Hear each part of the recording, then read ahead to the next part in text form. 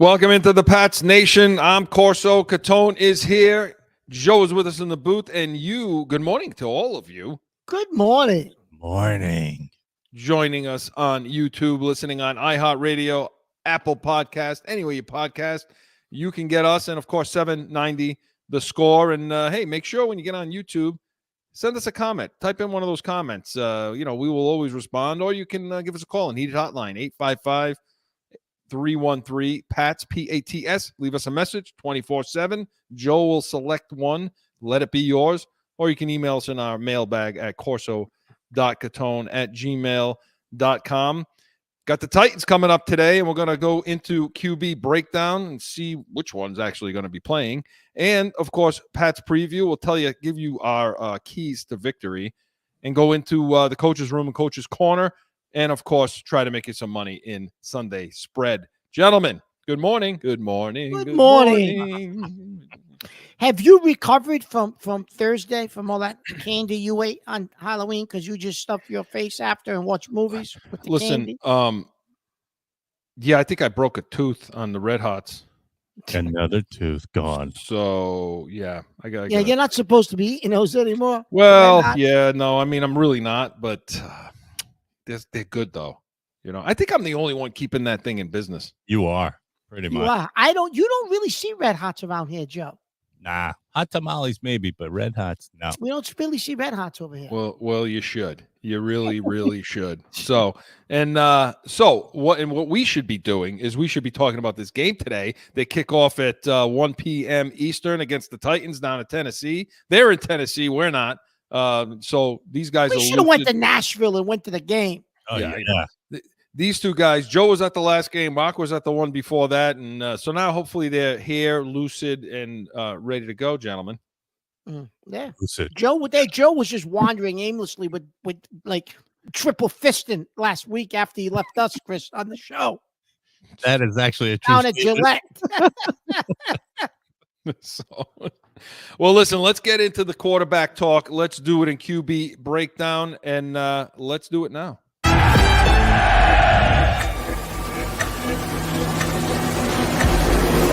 Okay, now. Hit it, boys. Okay, Mark, so we talked yesterday. I've been more impressed watching him the last couple of weeks than even I was in preseason. Just his ability and timing in terms of getting the ball out, seeing things and getting the ball out on rhythm, I think is better or has been better the last couple of weeks than I expected, based on what I saw in college and then even some of the stuff that I saw in preseason. So I've been impressed with what Drake has done, his ability to see the field and process information. And as I said, get the ball out on time. It hasn't been perfect. And it's been twofold. I tweeted a couple weeks ago just about how the system and the spacing or lack of spacing that they had, in his first game a couple weeks ago made it really, really hard on him. In some of those situations, there just really wasn't a whole lot to do. Now, that was who? Now that was Kurt Warner, Chris? That was Kurt Warner this week talking about Drake May. Joe, sorry about that. I jumped the gun a little bit there. So, but yeah, that was Kurt Warner talking about Drake May. And yesterday on Corso and Catone, we talked about May and, for the little bit he was playing. But I agree with him, and we'll get into this game today. But I agree with Warner. I mean, his pocket awareness is better. He's bailing out, but he's bailing out with purpose, Mark. He is. And you mentioned a couple weeks ago, Chris, that he has a little, he's not as big, but he's got some of that Josh Allen in him. Yeah, he does. I mean, when he gets out of the pocket, obviously he's going to have to get a little more size to him, But, when he gets out of the pocket, he knows what to do. Listen, we haven't had this. I can't remember a time where we've ever had a guy like this that you can actually design runs. And we had Cam Newton, but that was at the end, where you could design runs for him, for Drake May, especially down in the red zone, the goal line area, and things like that. Obviously, he's got to learn how to slide a little better, got to protect himself a little more. That was a little bit of a late slide, Chris. If he slid a little bit earlier, I don't think he would have got hit in the head. Yeah, I think he lost his balance is what happened. and because of that, he kind of landed a little funny, and then it got him hurt. So we'll see, what happens with him, while playing. But then when you talk about Brissett, so today, what are you going to need to see from quarterbacks today? Last week, Chris, it appeared before the injury that Van Pelt was opening it up a little bit more in regards to trying to get guys open down the field. I mean, and the play that May rolled out, and I think it was Thornton, Chris, that he hit, but he dropped the ball, which it was a great rollout. And I don't think that was designed. I think he might have did that on his own, Chris, to get out of the pocket. But I do think that Van Pelt is more willing, Chris, to open up things with May. So I would expect, if he plays, to see more of that. I mean, I know they win with balance, running the ball, throwing the ball, but I do think against Tennessee, Chris, you will be able to throw the ball more against them and be successful. And if it's May, I think you'll see that. Yeah, no, I agree with that. I mean, I just don't understand. Is it that he holds the ball too long? Listen, you're talking about Brissett now. Brissett. Yeah. If Brissett's in this game, okay, is Alex Van Pelt just so nerved up about it that we got to be conservative? Because I mean, he makes his offensive line look worse. Does Brissett with the amount of time he holds the ball? He's gonna have to. He can't do that if he's playing in this game today.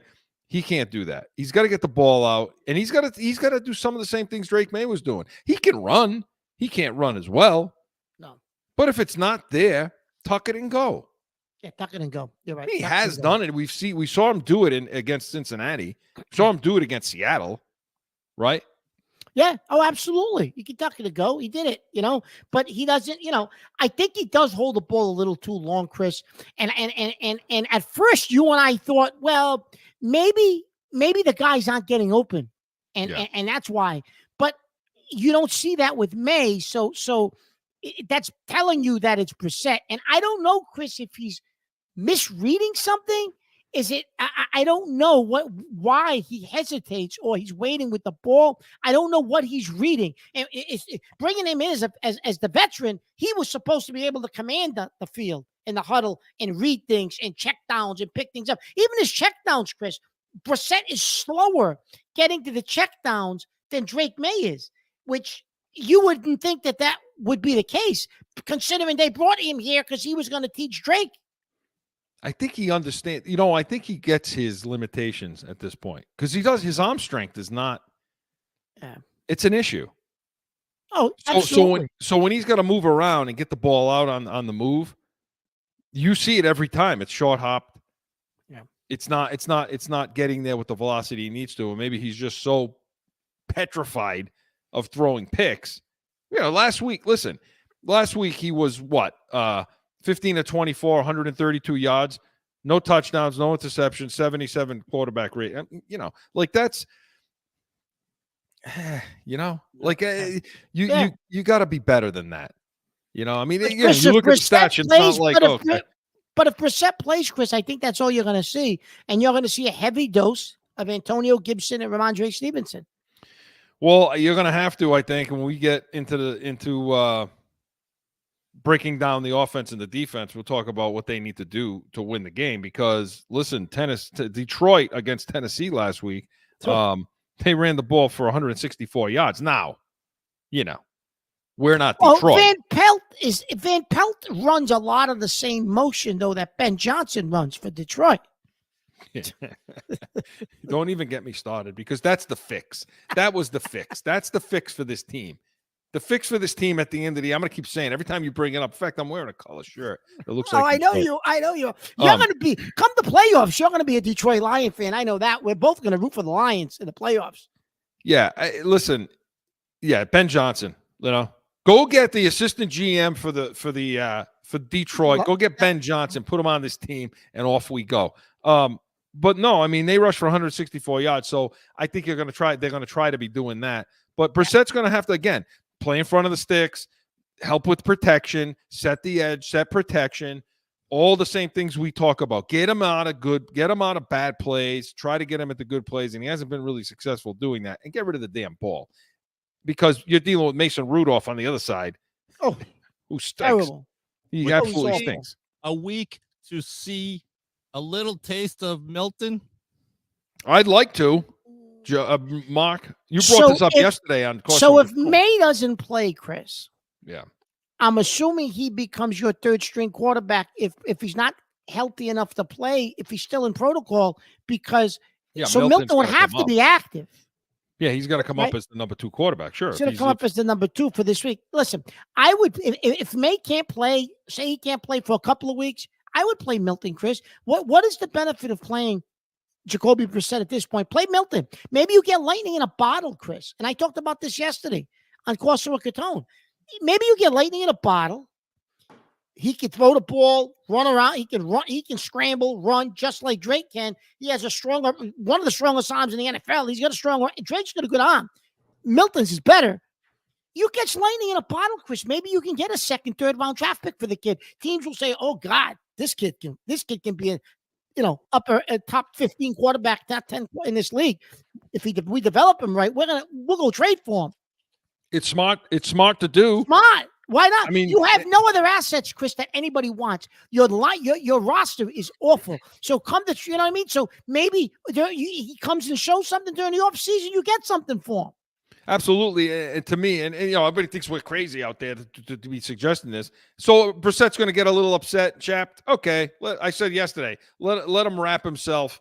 Let him wrap himself in the $8 million blanket they gave him. And because Mayo could use the excuse, hey, Drake's not ready. He's hurt, blah, blah, blah. Yeah. We want to see what we have, for development purposes, all the guys, blah, blah, blah. And it may not be a bad idea, but those are the things that are going to have to be done by the quarterbacks because you're not playing against a good one today. So quarterback QB breakdown was presented by Corso Law Group. CorsoLawGroup.com. Hey, we come back. We're going to preview this game. Give you the keys to victory. All that and more. Stick around.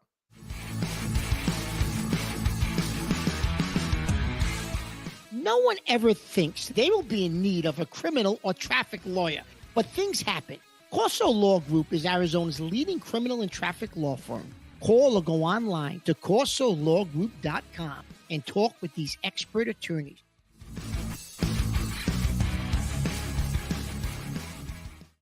Back in with more Pats Nation. Okay, Mark, here we go. So we got this game going today. Patriots, Tennessee. We got to break this down. Got to give the keys to victory. We're going to do it in a Pats preview. Joe? Pats preview. I got you. That every time I hear that, Mark, Pats preview, I mean, it sounds like you ought to have a cavatier in a glass sitting in the chair in the dock. Okay. Mark, let's talk about the offense at this point. Want to talk about keys to victory on this. And to me, this game needs to start with the offensive line because you're going to have to run the ball today. You are. And I'm going to tell you something, Chris. I know they gave up 50 points last week. Yeah. And I know the Titans defense overall ranks 29th in the league. However, they're not bad, Chris, the defense. Like defensively, if you look at what they do, statistically, they're 12th against the pass and 7th against the run in the league. They only allowed 61 yards against looked like that can't be right. Is it right? 61 yards passing? No, it can't be. I'm looking at the stat line right now. It looks like Goff was 12 of 15. Oh no, 85 yards. Well, that was with sacks. He was 85 yards. Yeah, he threw for like 100 yards, Mark. Yeah. So yeah, they're good against the pass, obviously. The defensive coordinator for Titans used to be defensive backs coach for I think his name's Denard Wilson for Baltimore. He runs these Baltimore guys, Chris, run certain schemes where they're disguising pressure and trying to get to the quarterback. Now, last week, because there's so much damn motion and movement by Detroit, they probably didn't do that. But with New England's offense, oh, you bet they're going to try to bring pressure, Chris, because of what Van Pelt's running. Right? So you're right. When you say the O-line, Chris, you're right. The O-line's going to have to come up big because they're going to design pressure, try to bring pressure and design some exotic blitzes and different things to try to get to the quarterback. So you're right when you talk about the O-line. Number one, pass protection. Number two, running the ball. So yeah, the offensive line, Chris, is one of the keys to victory. I totally agree with you. Yeah, and like you say, they're going to have to run the ball clearly. Tennessee last week had 4 sacks. Okay, so they had 4 sacks. They had 5 quarterback hits, 7 tackles for losses. So that front's going to get after it. Okay, so if all our thought is a drop back, it's one of these games where they got to get on top. They got on top so they can run the damn ball. Now, you're not Detroit, so you don't have Montgomery, you don't have Gibson, you don't have those kinds of guys. I mean, crap, it was 35-0 at the half against Tennessee. I mean, Detroit just kept scoring and scoring and scoring defensively, offensively, whatever. But you're right. They didn't throw the ball. They only threw the ball. I mean, a total stat was 61 yards after the sacks are taken into account.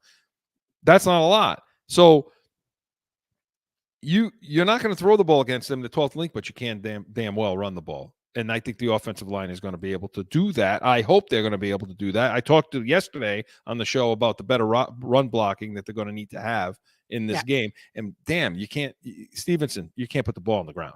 That's it. No, and he's been better at that, Chris. He's been better at that. He's been better. Yeah.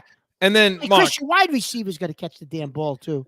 Yeah. Talk about that because we talked a little yesterday about this and up and down the line. Yeah, last week they had 5 drops.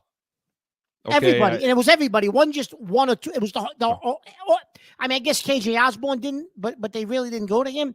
No. They all dropped the ball, Chris. Douglas didn't get any looks last week, really, barely last week either. But Bourne, Butte, and Thornton, your buddy Thornton's back out there, Chris. I don't know if they're trying to feature him to try to get somebody to trade for him before the trade deadline. I don't know. I still don't understand why Thornton's on the field still, Chris. Well, that's the report. I mean, the report is that Osborne and Thornton are on the block. I mean, they're fielding calls. They've been fielding calls for those 2 guys, And I could see maybe a contender trading for Osborne. Maybe he gives you something as a 4th, 5th guy. I don't know. Who the hell wants Thornton? You got like a washing machine and dryer for him. For the equipment room. Like in the old days. Are you listening to yourself? Like in the old days. You said it. You loved him. He runs a 4-2. He runs a 4-2. You said. All I was doing was reiterating what Gross said. That's why they drafted him, and maybe he can turn into something because of his speed. Obviously, I was wrong. He was a bum. That was one of your Cavatier nights. No, yeah. Well, I don't think I think Burby. I don't think I don't even know what the hell that is. I saw it on a commercial once. No. So anyways, at least I admit when I make it. Okay, so who are the receivers? With N'Keal Harry. I know. Joe, does he have to every single time? Every single time. For it, buddy. You set yourself up. Yeah, okay, but every single time. And we're living today. You got to stop living in the past. You live too far in the past. There's got to be, Joe, you got to establish a cutoff year. This is coming from the kid. Listen, I know we got a lot to talk about today. This is coming from the person who watches 1968 Batman. Great show. It's a great show. Okay, Mark. So who are the guys? Okay. Who needs to be on this field then? Let's assume. I don't know. Let's assume. Okay, so I'm assuming Baker. I'm assuming Baker will be active. I would put Baker out there, Butte, Douglas, and we don't know what's going on with Polk. But at the very least, Chris, I put those 3 guys on the field. He's going to have combinations of 2 tight ends. He does that every week, so that's not going to change. I hope you don't think that's changing. No, 11 and 12 personnel. Yeah. Very little 10 personnel. Very, very little. Very little. And don't get me wrong. Hunter Henry, Chris, is having statistically an excellent year. He's catching the ball, man. Give it to him. Well, I'm pretty sure Pole's going to play. But are you going to – do you know, speaking of that, Joe, do you know that Hunter Henry He's leading the league in everything. He's on track to be a Pro Bowler. Yeah, This I year. know, which is why I'm like, why aren't we talking about him more often? And why aren't we just giving him the ball every time? I don't understand this. Because we don't like that formation. That's why. We don't like to win. That's why. Well, you see them winning. I mean, they're 2-6. Try doing that. You know. Yeah, no, yeah. No, he is. He's having a hell of a year. He is.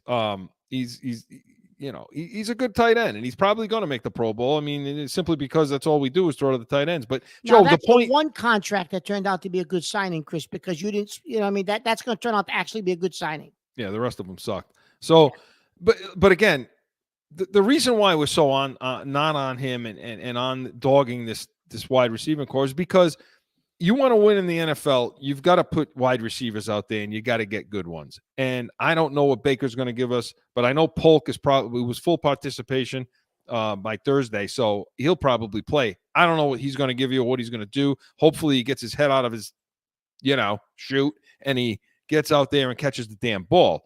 But for me, ideally, I'd like to see Butte. I'd like to see Douglas. Yeah. Okay, Bourne, but I'd like to see Polk and Baker. These are guys I want to have success, especially if Drake May plays. I understand that. I agree with you. But the idea doesn't it come from your idea with using the wide receivers as part of the, the running game, the offensive line? But Yes. and if you put Henry, But they're not. You're right, Joe.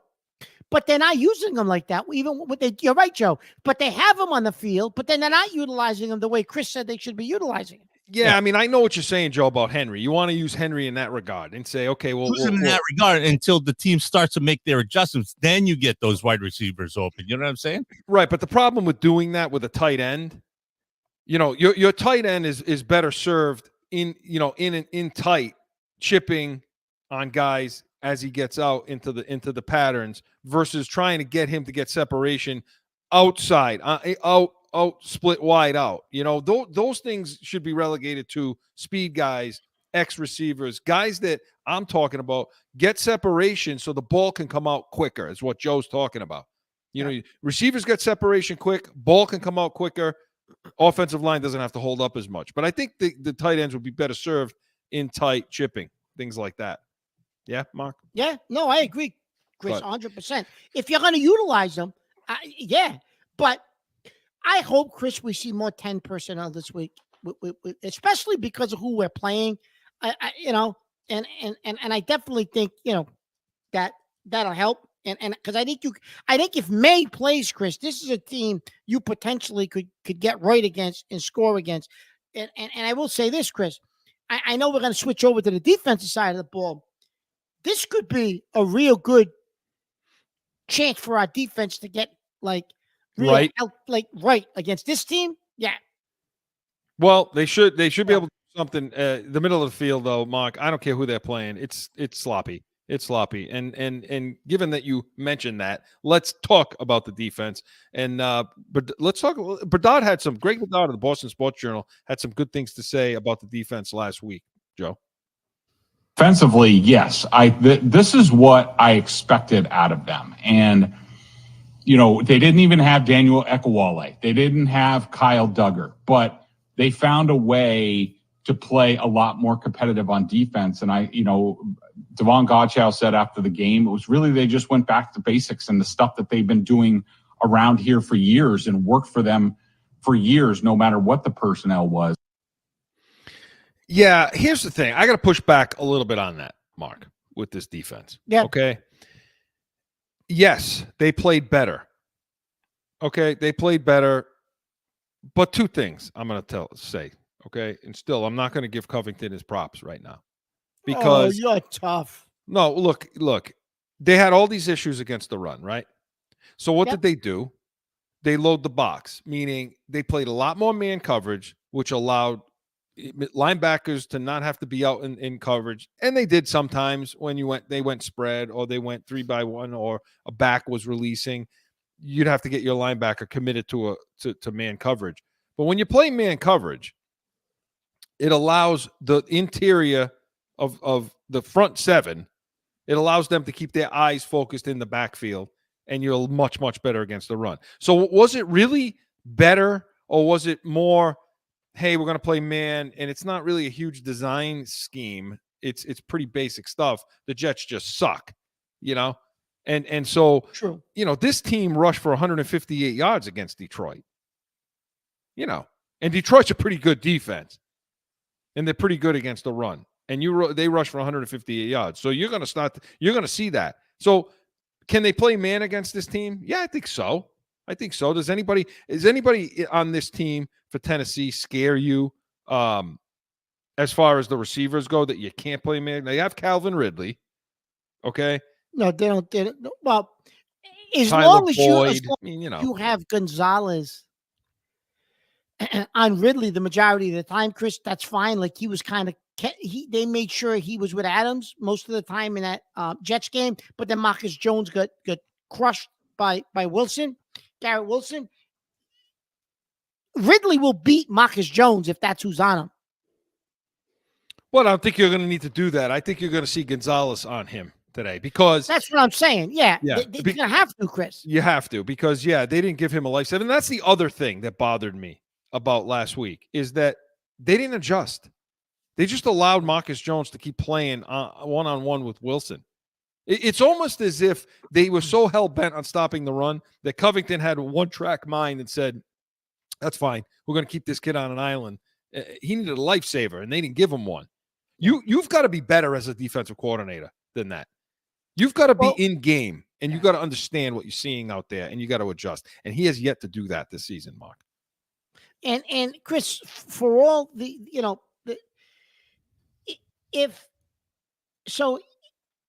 looking at what they did last week, Chris, okay, you said they didn't make any adjustments, right? Which they did what they did. They did what they did. So again, we're giving the defense props, but Dodd's giving the defense props. They did what they did. They went back to some of their old premises from Belichick, right? Some of those old principles that Belichick, and I don't know if I know like we're not going to allow you to do this against us, that kind of thing. I know we played it on Cost One Catone yesterday. I don't know if we're going to play it today. The Godchild quote where he says, basically they went back to what they've been doing for years with and what does that mean? They took what Belichick did, his basic premise of what he used to do, and that's what they did, and they were successful, right? So have we yet to see them, Chris, adjust in game, in any game defensively? Has Covington adjusted, or has Mayo adjusted at all in game? And I know Bedard's giving them props for last week, and I guess they deserve a little of that. But have we seen them all year adjust in game? I haven't seen a lot of that. No. I haven't seen a lot of it. I've seen them go and do what they do. It just seems like the speed of the game gets away from all of them, Mark. I mean, no. Yeah. I mean, the good example is Marcus Jones against Wilson last week. Same kind of thing. Now, nobody's talking about this. 5 quarterback hits last week. They need more pressure than that. Now, I didn't see them adjust for any other pressure packages. No. What I saw in the first quarter, I saw in the fourth quarter from them. Yeah. No, I'm not seeing everything. I'll be honest with you. I didn't watch the overhead this week. Okay. So to go back and look at that, but it didn't look like to me. And this week, today, okay, you got to get more pressure. And if it's Rudolph, this kid's going to sit there and he'll just take beating after beating after beating. So you should be able to get good pressure. Keon White needs to have a day today. Keon White has to have a day, Mark. He played a little better last week, Chris, because he's been struggling. He did play better last week. He had some pressure. He drove Rodgers out of the pocket a few times. I don't necessarily know if he had any sacks, but he did play better. And I just want to give a stat, Chris, okay? Because I know we're talking about the fact that they played better last week, and we talked about, people talking about the defense and the offense, and just to temper it a bit. The Jets scored, Chris, over 20 points, had no turnovers, and held their opponent under 250 yards. Those 3 metrics, Chris. Yeah. From 1940. If you go all the way back to 1940, teams that do that in this league are 756-0. That's amazing. Except for the New York Jets, they lost last week. Jets are the Jets. They suck. So let's listen. Did they win? They absolutely won. I think that was more about the Jets than us. Let's temper it. However, you got another team this week, Chris, who isn't much different than the Jets. So you should, to your point, be able to. This could be your last winnable game on the schedule, Chris. Yeah. Yeah. Sadly. Which gets them 3 wins, which you predicted before the season started. You said they'll win 3 when we went through the schedule. I think I had 4 or 5 listed, but you said 3. If the defense doesn't show today and ball out and build on what they did last week, yeah, I don't know that they win another game this year, Mark. I really don't. So this is something that it could be their last winnable game. This is something they're going to have to do, and they got the penalties under control. It was 5 penalties for 50 yards against the Jets, so you're going to have to continue that, and you're going to have to take the ball away a little bit. Defense is now going to have to step up. Yeah, no, because no turnovers last week. Right. Build on what you did last week and now take the ball away and put your offense, especially if Brissett's playing in this game. You have to make sure that you're putting him in the best position and getting them the ball back. And that's what has to happen. And I think you're going to see a heavy dose of Ramondre and Antonio Gibson. If Brissett is playing, Chris, you're going to see a heavy dose, I think. Yeah. So we'll see. Those are our keys to victory, and we'll give you some more in the picks when we get into Sunday spread. But Pat's preview was presented by Corso and Catone Saturdays, 12 to 1 p.m. Eastern. Hey, we got everything. We're not talking Yankees anymore. That was why do you have to bring that up? Smelly and stinky. But we do have B's and C's. We'll talk Bruins and Celtics, and of course Catone's comments. He talked about Halloween candy yesterday. Well, if people are going to go back and listen to it, Chris, on our podcast, or listen to it on YouTube, watch it on YouTube, because we love to talk about Halloween candy. We could do a whole show on Halloween candy. And maybe we will. Yeah. So stick around for Corso and Catone. But Pat's preview is presented by Corso and Catone. We come back, we're going to go into the coach's room, going to talk Coach's Corner and so much more. Stick around.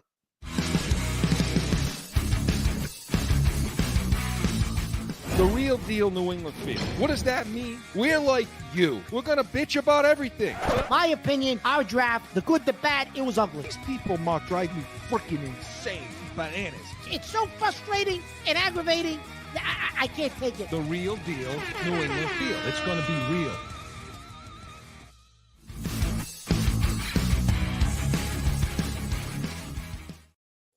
We do bitch and complain about a lot of stuff, don't we? Oh, we do. We do. It's bad. Joe, some days. It's you. You're the most negative person. Who, Joe? No, you. Me? Yeah. Do you have any mirrors in that house? Me? Joe, he's full of negativity. Me? Nobody's more positive. As long as you keep me out of stores, I'm a very positive person. Stores, cars, planes, trains. What else? Okay. You're talking about planes. We could do 5 segments on plane stories for you. Well, luckily we don't have time, and I don't think anybody out there wants to hear about that. So what they do want to hear about is some of this coaching, and we're going to do it in Coach's Corner. Joe?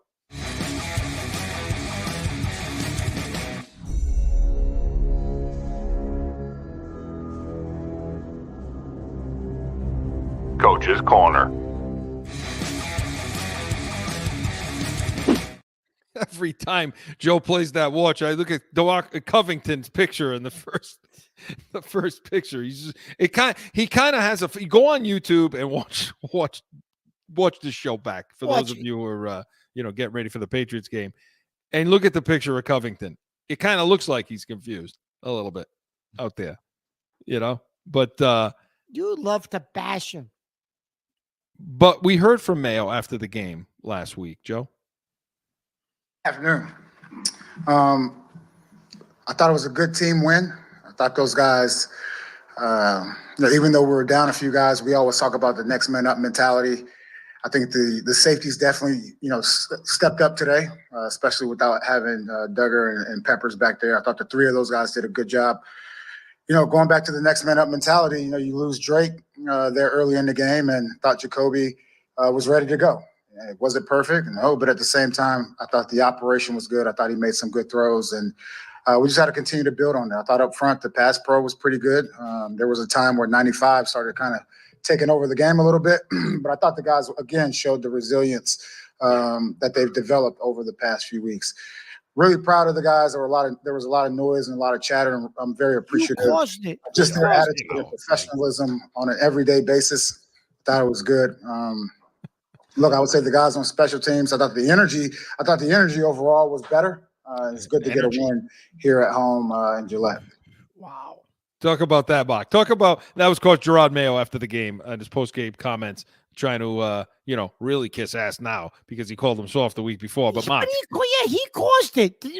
Are you kidding me? He's talking about what is he crazy? Like Chris, his press conferences are getting worse and worse. Like I caught someone with Catone yesterday. You said he's like a cartoon character when he gets out there, like the guy Arians from Tampa, that cartoon character.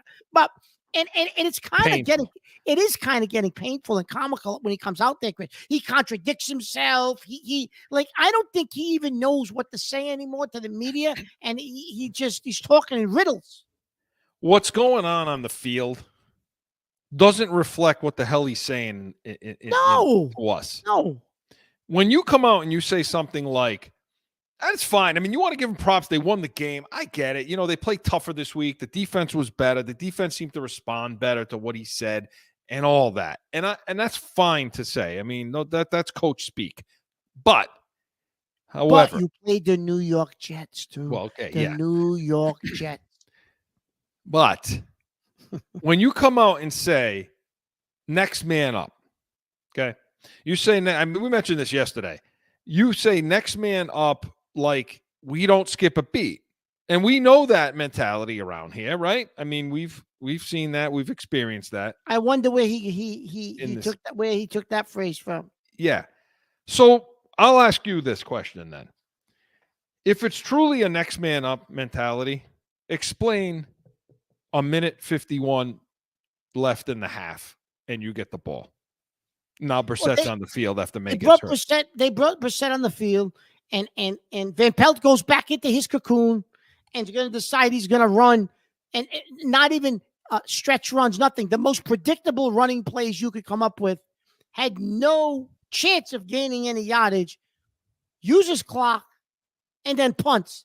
When he had timeouts in his pocket, and definitely Chris could have tried to get the ball down the field, or at least move the ball down the field for a possible field goal. It's not even an option. You want to know about next man up. Drake goes down, Jacoby comes in, and you go into your cocoon. And I don't know, did they punt or was it or did they just clock I thought they punted, maybe they didn't. They might have clocked they it. took it to the half, whatever. They might have taken it to the half. They might have. Mock's point is what it is. It's if it's next man up, you should be ready to go. You should be ready to go. It shouldn't make a difference then. That's what you're saying when you say next man up. You're saying we're not going to adjust what we do. We're just going to go now. Yeah. Okay. Well, that's not it. Then when they asked them about it for later on in the press conference, what did you do before the half? Why didn't you? Well, he said, Jacoby had come in. We just wanted to get our bearings. Something like that. I'm paraphrasing, but something like we wanted to get collected and collect ourselves and all this other crap. Well, why should you need to collect yourself, but he was your starting quarterback, Chris, for what, 4 weeks, 5 weeks? I mean, you got to collect yourself. He knows the offense. You brought him in to be a tutor to May, pretty much. So why did you have to get your bearings? You mean Brissett couldn't come in and try to move them down the field? Right. This is what I'm saying. So, I mean, like, you're either next man up and you're ready to go or you're not. Yeah, exactly. And so, it's got to get better. The in-game management, we could talk about the press conferences. That don't really mean anything. No. But it's not translating on the field. They wet down their leg a lot, this coaching staff. Yeah, no, they do. And they're doing it against teams that, to be honest with you, aren't very well coached either. Oh, the Jets are all, Chris. How about in the first half, Chris? The Jets had to use all 3 of their timeouts in the first quarter. Oh, my God. Kidding me? You want to talk about a poorly coached and prepared team, and you got that clown at quarterback, too. And that's Aaron Rodgers. He's been in the league since 40 years old. I mean, you would think, you know what? this is my point. This is my point to everybody about tempering things against Cincinnati, against this team. Have you seen a player more checked out? Oh, it's Aaron going to become Rodgers? worse.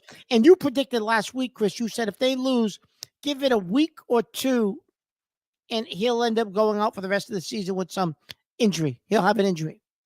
So, listen, and I want to play this cut from Greg Bedard of the Boston Sports Journal on the reaction of calling them soft and what. Joe, play that, please. Well, I mean, I definitely think it didn't hurt. I don't know if he needed to do it publicly. We heard from the players all week that basically Mayo had said the same thing to them in the locker room. I think that would have sufficed.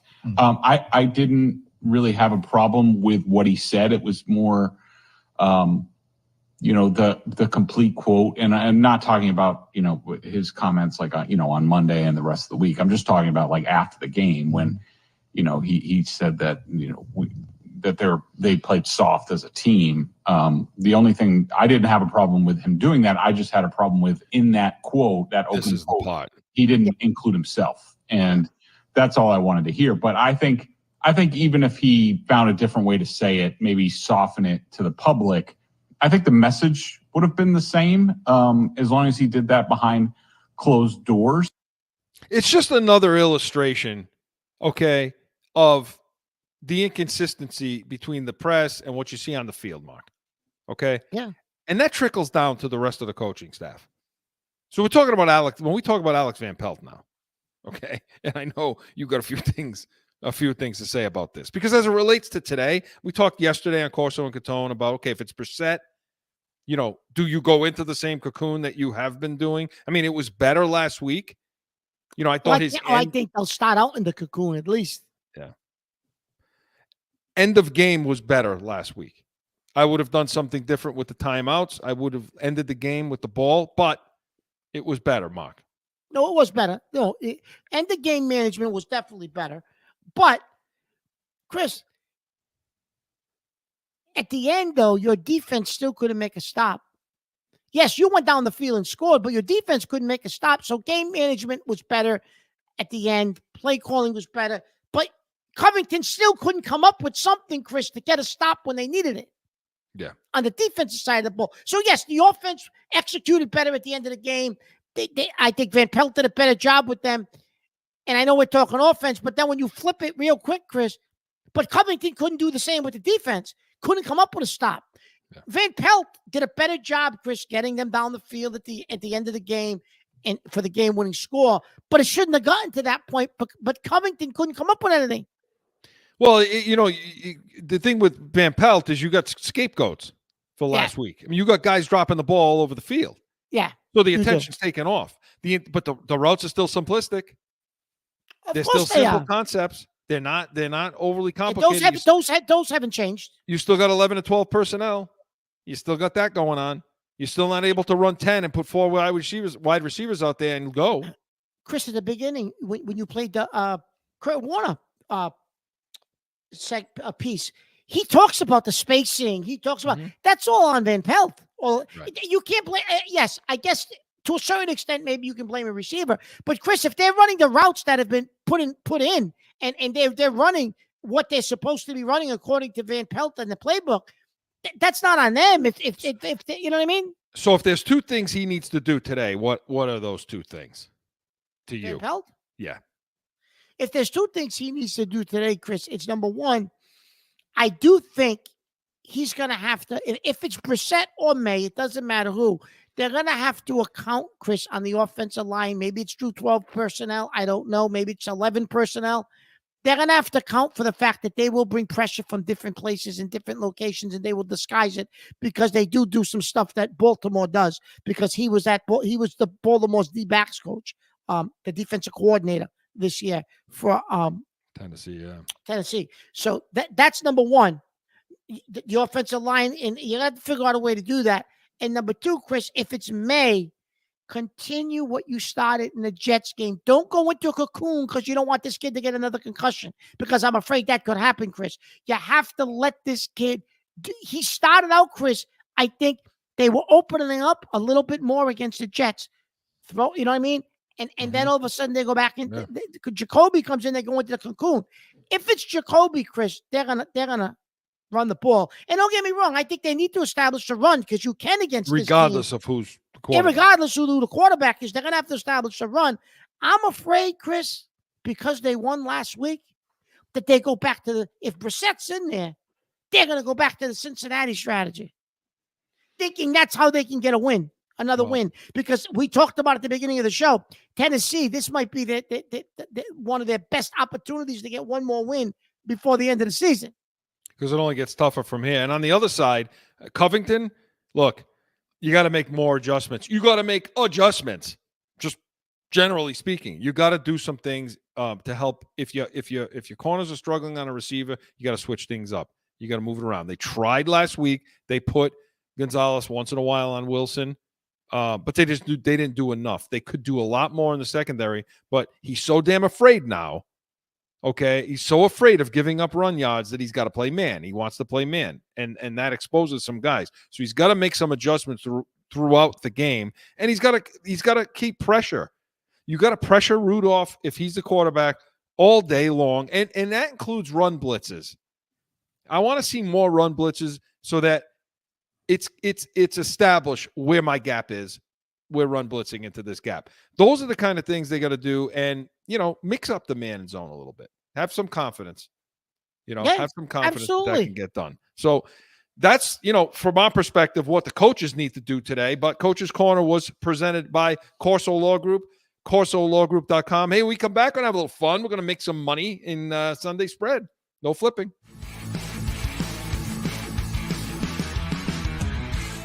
No one ever thinks they will be in need of a criminal or traffic lawyer, but things happen. Corso Law Group is Arizona's leading criminal and traffic law firm. Call or go online to CorsoLawGroup.com and talk with these expert attorneys.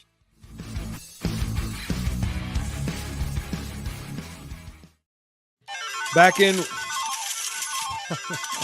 I always forget he's doing this. I told you last week, don't play that because you're gonna run out of here. I run and go to the casino. I'm waiting to see it. I want to. Then I have lots of problems, lots of issues. You won't see me next week on the show. You'll see is a candy flying in the background. Be red hots everywhere. Red hots everywhere. Mark, you were talking about Mary Jane's yesterday. What? Let me ask you something in the Pats Nation. Oh, here we go. Now you're gonna bring up my Mary Jane's and my squirrel.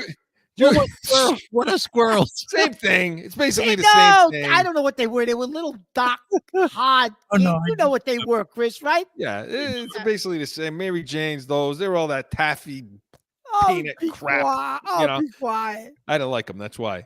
But you tell us out there in the nation, call us and heated hotline. Send us an email. Mark's talking about Mary Jane's was his favorite candy. What's your favorite candy out there that it's Halloween season? What was yours?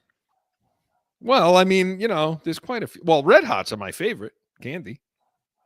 Me, like growing up. I mean, obviously I'm not. You know what I used Mary Jane's now. You know what I liked?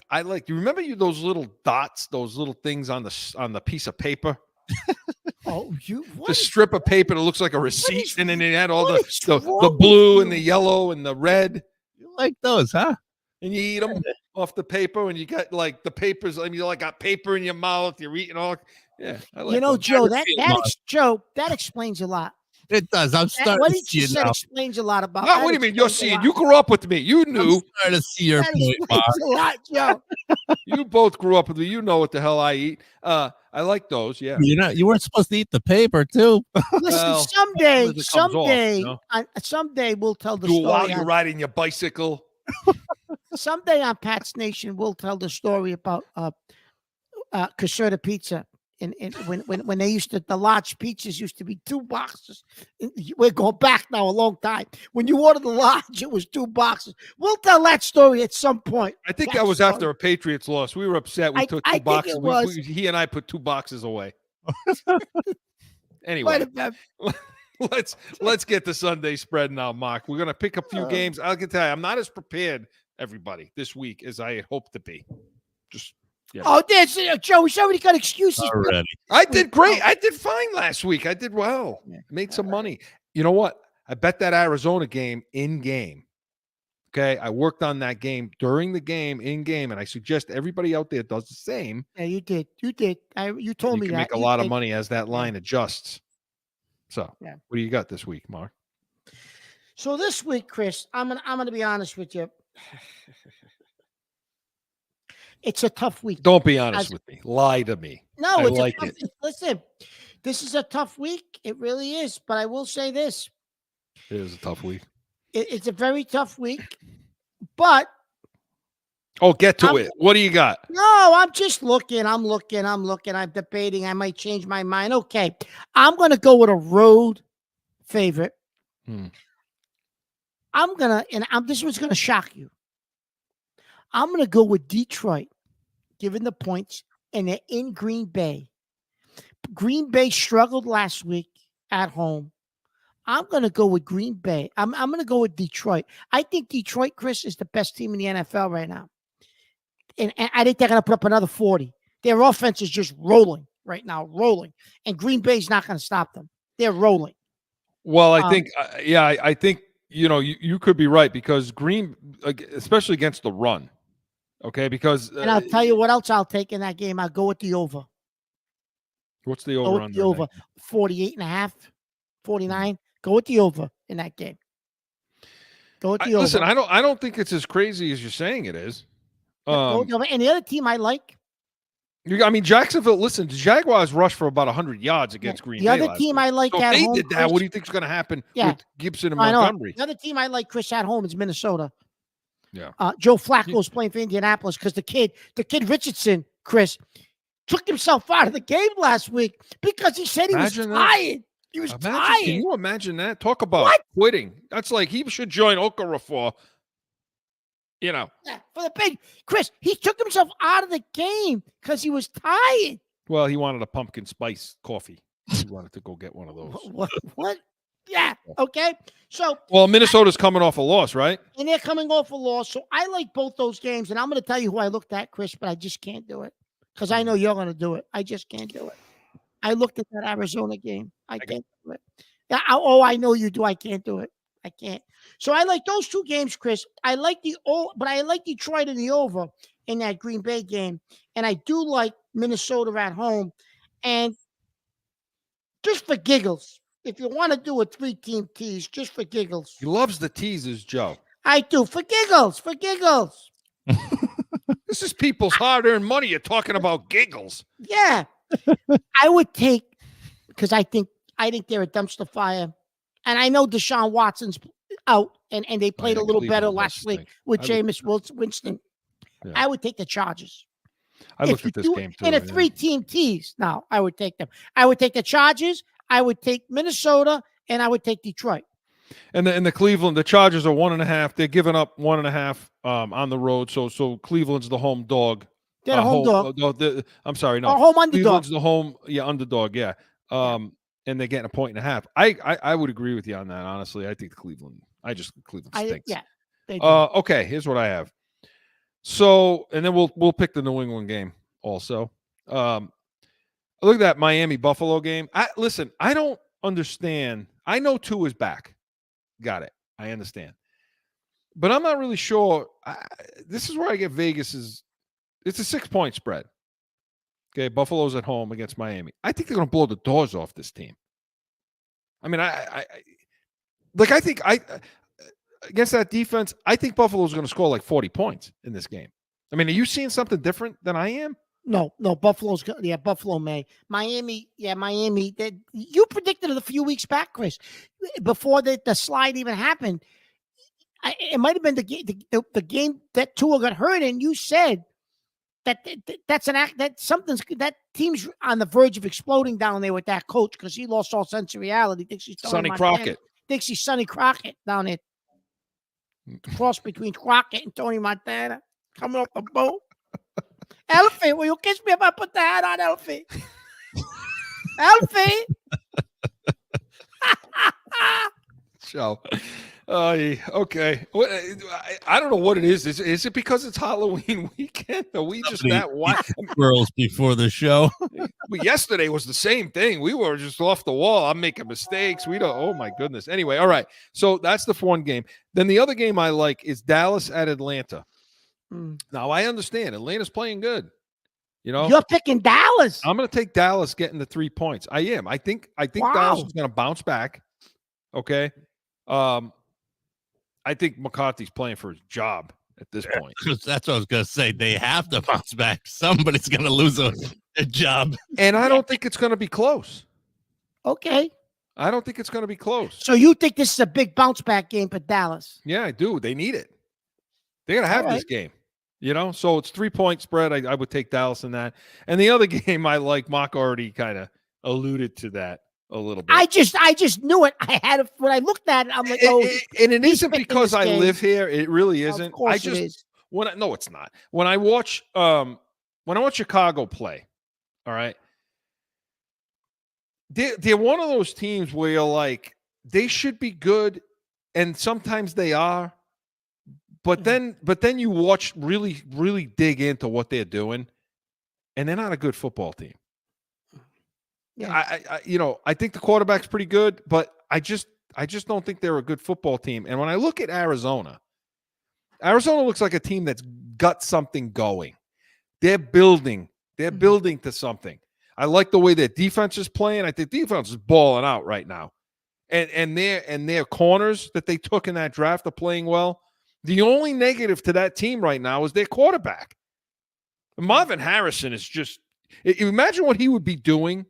He would be ahead of your guy down in Jacksonville if he had a real quarterback. Absolutely would be. Because I think Harrison had another touchdown last week. Arizona is giving up 1.5, which is basically a pick. I'm taking Arizona in that game. And I like parlaying all of those. I don't need the tease. I think you could parlay those games and be okay with it. Now, our game, 3.5 points. New England is getting from Tennessee. I think Tennessee would be favored against anybody. My God. Imagine your favorite. I tell you what I'm going to do here, Chris, because I think it's the last game we win all season. That's my prediction. This is the last game we win all season. I don't think we win another game. That's my prediction. Yeah. Patriots, if Drake May plays, 31-17. If Jacoby Myers plays, Patriots. Jacoby Myers. Okay. The chocolate killed me from Halloween. If it's Jacoby Brissett, Chris, it's 23-20 Patriots. If it's Brissett. So for me, okay, if Brissett's playing in this game, they're losing this game. Okay. And I'll give you 17-14 loss. Yeah. If May plays, I'll give you still 17. I'll give you 17 points for Tennessee, but I'm with you. You got 30 on the board. If you're New England against Drake this May team, plays. I agree with that. May will get over 30 this week if he plays against this defense. That's how much different I think the situation is. Simply because Alex Van Pelt calls a game different. Brissett comes in the game, he puckers up. Yeah, he does. And he puckers up enough with May in the game, let alone when Brissett comes in.